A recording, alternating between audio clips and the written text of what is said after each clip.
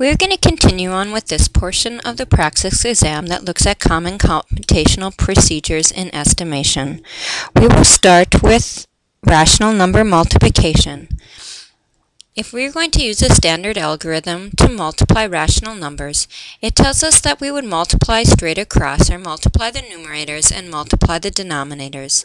Therefore, we can see that 3/4 times 1/3 is given by 3 times 1 all over 4 times 3, or 3/12, which can be reduced or simplified to 1/4.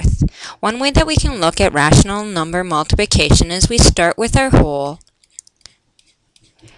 If we want to look at 3/4, we can have 3/4 of our whole by shading in 3 out of 4 equal-sized pieces.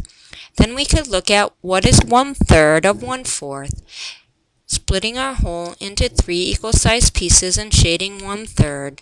We will recognize now that 1/3 of 3/4 is 3 equal-sized pieces out of 12, giving us our same answer of 3/12 or 1/4. We can also use benchmark fractions to estimate the product of 2 or more fractions. For example, if we want to find the product of 11/21 times 31 over 120, instead of doing the long calculations, we can use benchmarks. 11/21 is about 11 over 22, which is a half. And 31 over 120 is about 30 over 120, which is 1/4. Therefore, we can estimate our product as 1/2 times 1/4, which gives us 1/8. So our product is really close to 1/8.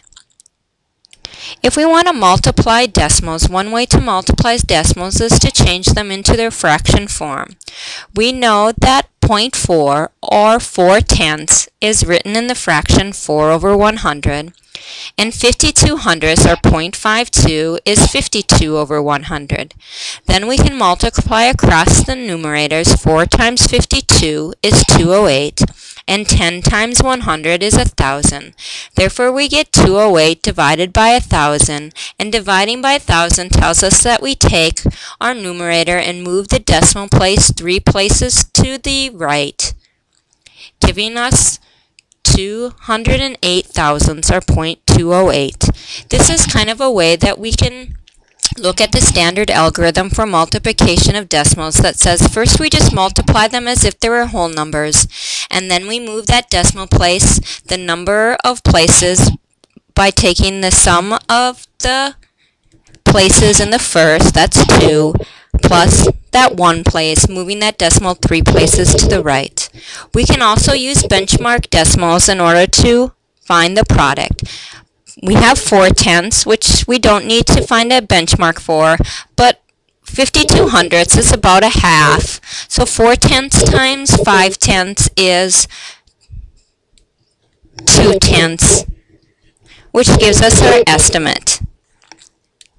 For rational number division, we have some key terms. We have the dividend, which is our number we're starting with, and our divisor is what we're dividing by.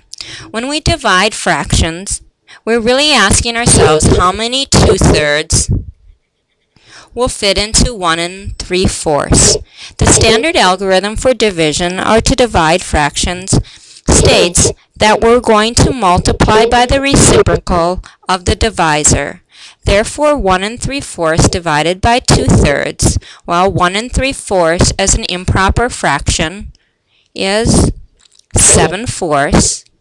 Multiplying by the reciprocal of 2/3 gives us 3/2. Therefore, we have 7/4 times 3/2, which is 21/8.